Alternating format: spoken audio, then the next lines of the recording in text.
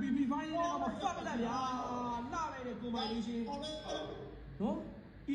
easy game လို့ဖတ်လိုက်ဒါပေမဲ့ဖတ်မှလည်းလီယိုမို့မြင်းနေပါလေခေါ်ပြီးတော့ဘလင်းကိုတော့နော်စိတ်တွေဆိုးပြီးလိုက်ရိုက်နေတာနော်ဘလန်စိတ်တွေဆိုးပြီးလိုက်ရိုက်နေတာရာဇူကြီးဆိုးနေတာရာဇူကြီးဒီနေရာမှာပေါ့နော်ဒီနေရာကနေစပြီးတော့မှားရလို့ပဲပြောမှာပေါ့မှားရဆိုတာတဲ့မျိုးဒီ movement တိတိတစ်ခုကနေစပြီးတော့မှားရမှာဗျာပေါ်ပိုင်းမှာဒီဟိုဗနတာရင်နဲ့ဒီခွန်နဗီယာနဲ့ပေါင်းပြီးတော့ဒီဟိုဘက်ကဆူဟာကိုရအောင်တက်တယ်ဗျာအဲ့ဒီက okay တယ်အဲ့ချိန်မှာဘလင်းနေနဲ့တွားပြီးတော့ချက်ကြည့်ရဲ့အချိန်မှာလီယိုမောကမြင်းခေါ်ပြီးတော့ပြန်ပတ်သွားတယ်ဗျာအဲ့ချိန်မှာလီယိုမောကမြင်းခေါ်ပြီးပတ်သွားတဲ့အချိန်မှာဒီဘက်ကိုအောက်ဘက်ကိုဆင်းလာနေဗျာအဲ့ချိန်မှာလီနာနေနဲ့ဘယ်လိုပဲဖြစ်မလိမ့်မှာခွေးတိုက်ခံနေရတယ်ဆိုပေမဲ့အဲ့ခပီကိုအမျိုးကြီးလမ်းရှေ့နေနဲ့ထွက်ပြီးတော့သူမစားတဲ့တော့ဗျာတိတာအမှဒီကောင်ဖလီကာပေးလိုက်ရတယ်ဖလီကာပေးလိုက်ရတဲ့ကြိုးစီသူပါဘယ်နေရာမှာပို့ပြီးတိတာလဲဆိုတာကျွန်တော်ပြမယ်နော်ခင်းပြီးတော့တာတေကြီးကိုအပွက်ရွှေ့နေတော့ဗီထွီstand နေတယ်เนาะဒီဘက်မှာတော့ညာဟန်နေတော့ဗီပေါက်ခွင့်ရတော့တိတ်ပြီးတော့လွတ်လွတ်ကျွတ်ပေါက်ခွင့်ရနေတော့မျိုးမဟုတ်ဘူးဆိုတော့ပေးထားတယ်เนาะရင်းတစ်ကောင်မှာထပ်ပြီးတော့ကင်းပေးလိုက်ဒီနေရာမှာဗျာဒီနေရာမှာနေစပြီးတော့ဝန်ကြီးကနှိမ်သွားတာပဲဒီကအဓိကဒီ first starter ကဘယ်လောက်ထိအရေးကြီးလဲဆိုတာဒါအရင်စကားပြောရဗျာဒီမှာဒီနေရာမှာဆိုကြည့်ကြည့်လိုက်ဗျာဒီကတော့ကဒီဟန်ကို stand ပေးလိုက်တာမဟုတ်ဘူးဗျာဒီလား stand မရှိဘူးဘာဖြစ်လို့ဒီကောင်တခြားကြည့်ရင်ဗျာအဲ့ဒီမှာဒီကောင်အဲ့ဒီမိန်းနဲ့ဟိုကတော့ချာဒီကောင် stand ပေးနေဗျာဒီကောင်လွတ်လွတ်ကျွတ်ဗီဒီပေါက်လို့ရတယ်ဒါပေမဲ့ဟိုဘက်ကလီယိုမောကကြောက်ရာဇူကီကကြောက်ဒီကောင်ကင်မီဟုတ်နေတဲ့ခါကျတော့ဒီကောင်စကေး1နဲ့ဗီဒီယိုရအောင်ပေါက်သွားတယ်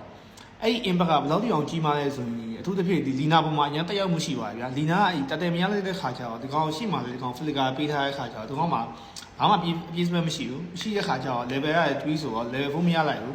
တတဲမရရဲ့ impact ကြောင့် level 4မရတဲ့ခါကျတော့သူတို့အကောင်လုံးဝင်ဆိုင်တဲ့အချိန်မှာဒီကောင်ပြေးစရာမရှိတဲ့ခါကျမှအကောင်လုံးမှောက်သွားတယ်အဲ့ဒါမှောက်တဲ့ပြင်မှာလီနာရောရှင်ရောအမှဟီယိုကီပေးလိုက်ရပါတော့အဲ့ချိန်မှာအဲ့ချိန်ရတဲ့စာပြီးတော့ဟန်ကြီးကတော်တော်လေးကိုအနေမိုင်းကိုရောက်သွားပြီဗျာဒီလားဒါဒီ first starter တခုရဲ့ impact ကြောင့်နော်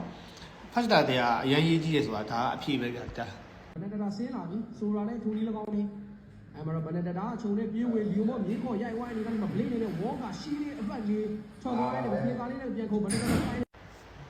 ဒီနေရာမှာဆိုတဲ့အတိုင်းပဲဗျာဒါကောင်းဒီစဉ်းစားထားတဲ့ပုံစံကြောင့်ဘယ်လိုလဲဆိုတော့ဒီလီယိုမောပစ်ထားရတဲ့ကောင်ကြီးကပဒန်းနဲ့ဆူရှင်းနဲ့ဆော့ပြီးတော့ဗျာလီယိုမောကိုထိန်းနေတာဗျာဒီညမှာဆိုတော့သူပဲဘလင်းရတူဝင်ထိန်းပြီးဖို့ကြိုးစားတယ်ဒါပေမဲ့ဟိုဘက်ကတတဲ့ impact တတဲ့ရထားတဲ့အကြောင်းနဲ့ပါမယ်ပြီးတော့ဟီယိုကီရလာတဲ့ခါကျတော့လီယိုမောကနည်းနည်းလေးဖတ်နေရဗျာဖတ်နေတဲ့ခါကျတော့ကောင်ဒီလီယိုမောကိုဖမ်းဖို့ကြိုးစားတယ်ကြိုးစားတဲ့အချိန်မှာ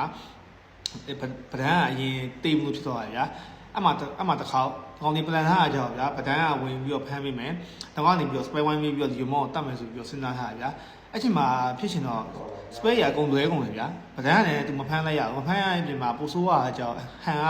ကနည်းနည်းလေးဒီကောင်အဲ့နေရာမှာနည်းနည်းလေးစိတ်ရှည်လိုက်မယ်ဆိုရင်ပို့ပြီးတော့ကောင်းဝင်ဗျာတိတာဒီကောင်တိတိကျကျနဲ့လီယိုမော့ပေါ်အဲ့ဒီမိတ်စကေးတူးခုံပြီးတော့အဲ့ဒီမိတ်တာပေးနိုင်မယ်ဆိုရင်တမျိုးတစ်ပုံပြောင်းလဲသွားနိုင်တယ်ဗျာတိတာဒါပေမဲ့အဲ့ချိန်မှာဒီကောင်စကေးတူးကိုခြုံထဲကိုခေါ်လိုက်တဲ့အချိန်မှာလီယိုမောကမထိပါဘူးမထိပါတဲ့ခါကျတော့ပတဲကလုံးဝအပြောင်းလဲဖြစ်ပြီးတော့ကုမြန်မာကြီးဘက်ကကျတော့အဲ့ချိန်မှာ spray အကုန်လွဲကုန်ပြီဗျာပဒန်းကလည်းတိုင်ပတ်ကုန်ပြီဟိုကောင်လည်းစကေးတူးမရှိတဲ့ခါကျတော့ခုနပြရရဲ့စကေးတူးမရှိတဲ့ခါကျတော့လုံးဝကိုအဆင်ပြေတော့ဗျာအမှတွေကစပယ်မှားသွားပြီးတော့လုံးဝနှိမ်သွားတာပ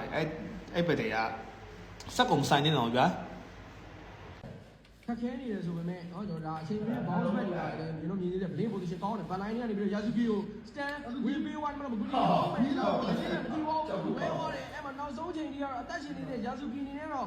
့ဟာကျွန်တော်တို့เนาะမသိဘူးနောက်ဆုံးမှာပဲမသိချင်းပြောင်းသွားတော့ state ကောင်မှာကလောက်နေတဲ့ဒီနေရာမှာဆိုတဲ့အတိုင်းပဲဒီကောင်လေးစဉ်းစားထားတဲ့အတိုင်းဖြစ်အောင်လုပ်တယ်ဗျာဖြောင်းတယ်ဆိုတော့ 1G ကပဒန်းကဒီလီယိုမောကိုဖမ်းပြီးအချိန်မှာနောက်ကနေပြီးတော့စပယ်သုံးတဲ့ခါကျတော့လီယိုမောကအဲ့ချိန်မှာတေသွားတယ်မြင်းလဲလွဲသွားတယ်အဲ့ဒီအဆင်ပြေသေးတယ်အဲ့ညမှာဘာပြဿနာလဲဆိုတော့အဓိကနီနိုပေါ့နီနိုကစောင်းကောင်းတယ်ဗျာလောဝါရဲ့ကွက်ကြီးကဘာလို့လဲမြင်ပါပဲဖလီကာကြီးနဲ့ဒီကောင်တက်ဖောင်ပြောင်းပြီးတော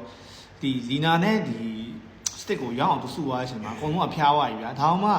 ှဒီ stick က flicker ရှိရနော် flicker ရှိအောင်မှသူပြေးပြီးတော့ကိုရအောင်ပြေးသွားတယ်ဒါပေမဲ့တည့်ရမှာကလောက်ကလည်းကလောက်နဲ့ကပြီးတော့ကျွန်တော်အဲ့ဟာကိုပို့ပြီးတော့တိတ်ပြီးသဘောမကျဘူးဆိုတဲ့အချက်ခါကျတော့ကလောက်ကကြောက်ဘူးပဲဖြစ်ကပြီးတဲ့ပို့ပြီး impact ပုံများဗျာကပြီးကကြောက်မကောင်းဘူးနော်ကောင်းတယ်ဒါပေမဲ့ကလောက်ရဲ့ impact ကကြောက်ကပြီးတဲ့ပို့ပြီးမြင့်တယ်မြင့်တဲ့ခါကျတော့ဒီနိုးကအဲ့ချိန်မှာ flicker နဲ့ဟိုရအောင် stand ပေးသွားတဲ့ခါကျတော့ကပြီးကတိုင်ပတ်ပြီးတော့အမှပတရားကျပြီးတော့အမှရဆရှုံးလာတယ်ဗျာ game one မှာကျတော့အမှန်တမ်းပြောရင်အဲ့မှာဇလန်းပြတ်သွားပြီဗျာအဲ့တော့ကျွန်တော်ဘာမှအများကြီးပြောကြမလို့ဒါပေမဲ့ game 1 traffic ကကျတော့မဖေးဘူးနော် traffic ကမှန်တယ်ကောင်းတယ်ဒါပေမဲ့ဒီ game 2ပေါ့နော် game 2မှာကျွန်တော်ဒီအောက်မှာပုံလေးတစ်ပုံထည့်ပေးရမယ်အဲ့ပုံလေးမှာတော့ hero traffic တွေပါမယ်ပေါ့နော်ကျွန်တော်စဉ်းစားမရတာကကျတော့အဲ့ game 2 traffic ပေါ့နော် game 2 traffic ကကျတော့အမှန်တမ်းပြောရင်တော်တော်နှိမ့်နေကြလိမ့်တာ traffic ရက်ကနှိမ့်နေလို့ခံစားရတယ်ပြီးတော့ကလောက်ပစ်သွားတော့တော်တော်သဘောကျပါတယ်ဒါပေမဲ့ကလောက်နဲ့ဖီယာလည်းကြာကလောက်ကကြာတိုင်မင်တစ်ခုလိုပဲဗျာဖီယာကကြာခေါင်းလိုက်ချလို့ရတယ်ခေါင်းရှိနေရှိရဆိုတော့အဆင်ပြေတယ်ခေါင်းကြီးကအဲ့ချိန်မှာလိမ့်မင်းကိုစိုက်လင်းတဲ့လိမ့်ကိုလုံးဝအတာပစ်သွားတာဗျာပစ်သွားရဲ့ပြုံမှာကျွန်တော်တခုပြောချင်တာကကြာဒီရင်းပေါ့နော်ရင်းဆော့သွားရဲ့စူဆောင်းကြာမကောင်းဘူးတော့ကောင်းတယ်ဒီကောင် verify နဲ့လည်းဒီကောင်ရီးကိုဒီကောင်ရအောင်ဖမ်းပေးရဟာလည်းရှိတယ်ကျွန်တော်မပြောလို့ဒါပေမဲ့ဒီ item ပေးပေါ့နော်ပုံမှန်ဆိုဗျာအများစုကဗျာဒီ Hunter Fight တေးသေးထည့်ပြီး OVK ထည့်ပြီးစော့ကြအများကြီးဗျာအဲ့ချိန်မှာဒီနီနိုပေါ့နီနိုကစောင်းဝညံကောင်းသွားဗျာဘယ်တော့ညံကောင်းသွားလဲဆိုရင်ဘယ်တော့ကျွန်တော်မှအောက်မှာပုံလေးတစ်ခုထည့်ပြီးတာဘယ်တော့တခြားကြည့်လိုက်ဗျာဒီကောင် Hunter Fight မှာရှိတဲ့ဟာတေးသေးလေးကိုထည့်ပြီးတော့ဒီကောင်ဒိုမီနီထည့်သွားဒိုမီနီထည့်သွားတဲ့ခါကျတော့ဒီကောင်ဒီလူဆောင်ကတော်တော်တိုင်ပတ်သွားပြီဗျာအဲ့ဟာကိုဘာဖြစ်လို့အဲ့လိုမျိုးကြီးစော့လိုက်တယ်တော့ကျွန်တော်မသိဘူးဒါပေမဲ့အဲ့ညံမှာတော်တော်အရာတက်သွားပြီအဲ့ချိန်မှာနီနိုကလည်းအရန်ကောင်းတဲ့ပြုံမှာဒီကောင်ဖမ်းတာရဖုန်းမန်းနေလည်းရှိတယ်ဒီမှာဘယ်တော့မြင်ပါပါအဲ့တော့ဒီ item ပေးတိတိတစ်ခုကဘယ်လောက်ဒီစကားပြောလဲဆိုတာဣတာရအဲ့မှာတင်းရလည်းနေနေတဲ့ခါကျတော့ဟိုကောင်ကလုံးဝအမှငကားကလုံးဝခေါင်းမထောင်နိုင်တော့ဘူးဗျာဒီကောင်ထည့်သွား item ဆိုလဲတွေ့မှာပါဟန်နာဆွဲတိတိထည့်ပြီးတော့ဒီကောင်ဒိုမီရဲ့ item ကိုတန်းထည့်ရဗျာအဲ့တော့ငကားကတွေးမတက်တော့ဘူးဝါးလေးထည့်ထားရဲဆိုတော့မှငကားကတွေးတက်မှာမဟုတ်ဘူးဗျာအဲ့တော့အဲ့ညာနေပြီးတော့ကျွန်တော်စရှုံးသွားတယ်ထင်တာဂျင်းတူကမှန်တိုင်းပြောရင်ဟိုပြောစရာကြီးတော့အများကြီးရှိပဲကျွန်တော်နောက်နေ့မှပဲကျွန်တော်ဗီဒီယိုတက်တစ်ပုတ်တီချာလေးလုပ်ပြီးတော့အရှေ့ပုံစံမျိုးနဲ့ကျွန်တော်တင်ပေးဖို့ကျွန်တော်အချိန်နဲ့တပြေးညီကျွန်တော်အဲ့လိုမျိုးချက်ထိုင်းနေပြီဗျာကျွန်တော်ကလောဆယ်မှာအားရများနေတော့ဒါပေမဲ့ဒီဂိမ်းတူကမှန်တိုင်းပြောအမှားရများတယ်ဒီ hero topic မှာကြီးအမှားနေရဖြစ်တယ်အဲ့တော့ကျွန်တော်အများကြီးတော့တိတ်ဒီနေ့ကဒီ shortcut တပုံလို့ဆိုတော့အများကြီးတော့တိတ်မပြောတော့ဘူး